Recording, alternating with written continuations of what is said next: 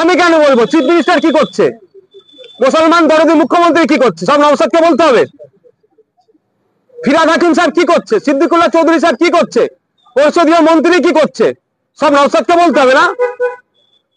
আমি ইতিমধ্যে বলেছি, শুভেন্দু বাবু মাদ্রাসা ছাড়া রাজনীতি করার ওনার আর জায়গা নাই। হরিচাঁদ ঠাকুর, গুরুচাঁদ ঠাকুরদের আমরা ইতিহাস জানি। হরিচাঁদ ঠাকুর কোথা থেকে পড়াশোনা করেছে, বাল্যকালে প্রাথমিক শিক্ষা কোথা থেকে অর্জন করেছে, ওটা দেখার দরকার। শুভেন্দু বাবু জেনে শুনে ইচ্ছাকৃত ভাবে মাদ্রাসাকে ডেকে দেওয়ার চেষ্টা করছে। শুভেন্দু বাবু মাদ্রাসা ছেলেদের স্বাধীনতা সংগ্রামের ইতিহাস ভালো করে জানেন। স্বাধীন ভারতের প্রথম শিক্ষামন্ত্রী মাদ্রাসার একজন ছাত্র। মাদ্রাসার ছেলেরা দেশ বিদেশে নাম করছে। মাদ্রাসা শিক্ষার আমূল পরিবর্তনের দাবি আমরা করছি, আধুনিকরণের দাবি করছি, কিন্তু শুভেন্দু বাবু মাদ্রাসাকে ডেকে দেওয়ার চেষ্টা করছে। শুভেন্দু বাবু একবারের জন্য বললেন না যে 614টি হাই মাদ্রাসা, সিনিয়র মাদ্রাসা আছে, সেই মাদ্রাসায় প্রায় 10,000 শিক্ষক শিক্ষাকর্মী নাই, সেটা পূরণের দাবি একবারও করলেন না। শুধুমাত্র মাদ্রাসাকে ডেকে দিয়ে উনার ভোট ব্যাংকে বাড়ানোর চেষ্টা করছে। আমি শুভেন্দু বাবুকে চ্যালেঞ্জ করে বলছি, একটা শিক্ষা প্রতিষ্ঠানের নাম বলুক মাদ্রাসা যেখান থেকে অনৈতিক কার্যকলাপ হয়। অভিযোগ অনেকের নামে দিয়েছে, কিন্তু অভিযোগের সত্যতা কোথায়? অমুক মাদ্রাসা এ হয়েছে, তমুক মাদ্রাসা। আরে কোরআন শরীফ, আম্বাপাড়া, কায়দার কিতাব দেখি কি বলছে? এটা কি জঙ্গি কার্যকলাপের জন্য এগুলো হয়? আর ওটার মানেটা যদি না শুভেন্দু বাবু পড়তে পারে বলুন, আমি ট্রান্সলেট করে দিচ্ছি। আর শুধু তাই নয়, বেনারস হিন্দু ইউনিভার্সিটি অ্যারাবিক ডিপার্টমেন্টের যিনি এইচওডি ছিলেন, আমি 2012 সালের কথা বলছি, তিনি একজন নন মুসলিম পণ্ডিত মানুষ। নওশাদ সিদ্দিকী যদি না ট্রান্সলেটটা যদি ভুল হতে পারে, তাহলে বেনারস হিন্দু ইউনিভার্সিটির তৎকালীন সময় যদি ট্রান্সলেট করেন না, মানে কি কি আছে, আম্মাপাড়া কি আছে, সবই শুভেন্দু বাবু জানে। দুটো সম্প্রদায়ের মধ্যে বিভেদ লাগিয়ে তার ভোট ব্যাংকটাকে ধরে রাখার চেষ্টা করছে।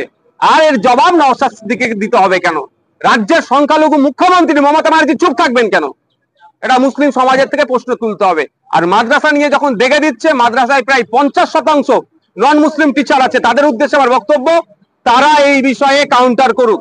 সিনিয়র মাদ্রাসা, হাই মাদ্রাসা থেকে 10 থেকে 15% নন মুসলিম ছেলে মেয়েরা পড়াশোনা করে, তাদেরকেও দেখে দেওয়া হচ্ছে। তাদের পরিবারের উদ্দেশ্যে বলবো, এই মিথ্যার আপনারা জবাব দেবেন। যথেষ্ট শক্তিশালী, সেই জেলাতে তৃণমূল কংগ্রেসের রাজনৈতিক সমীকরণ কোথাও বদলে যাচ্ছে, আর যেখান থেকে দেখা যাচ্ছে যে জ্যোতিপ্রিয় মল্লিককে গুরুত্ব দেওয়া হচ্ছে, নারায়ণ গোস্বামীকে নিষ্ক্রিয় করে দেওয়া বা নারায়ণ গোস্বামীর গুরুত্ব কমছে কোথাও।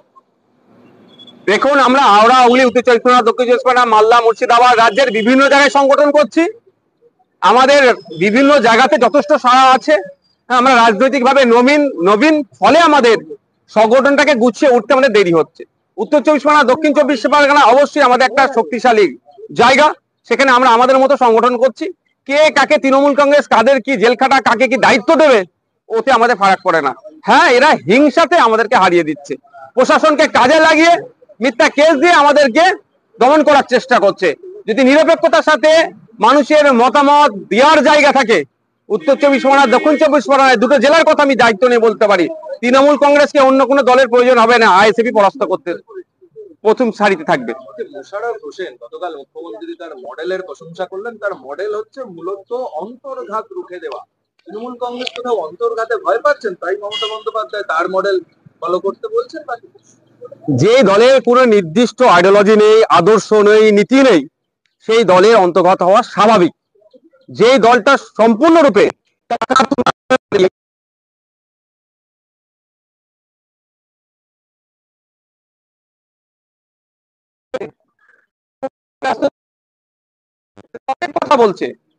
অনেক কথা বলছে আবাস যোজনা নিয়ে, যদি আমি একটা উদাহরণ দিই, আমার পাশে দাঁড়িয়ে আছে আমার আমডাঙ্গার ছেলে, চাইলে আপনারা কাছে কথা বলতে পারবেন।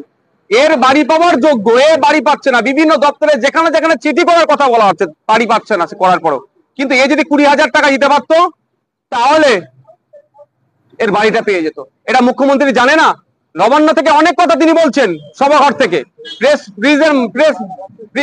প্রেসকে বলছেন যে দুর্নীতি প্রশ্রয় দেব না, কিন্তু তার দলের বুথ স্তরের বিভিন্ন স্তরের নেতারা যেভাবে দুর্নীতি করছে, শুধু আবাস যোজনার একটা উদাহরণ নাই, প্রতিটা সেক্টরে এই ধরনের উদাহরণ আছে।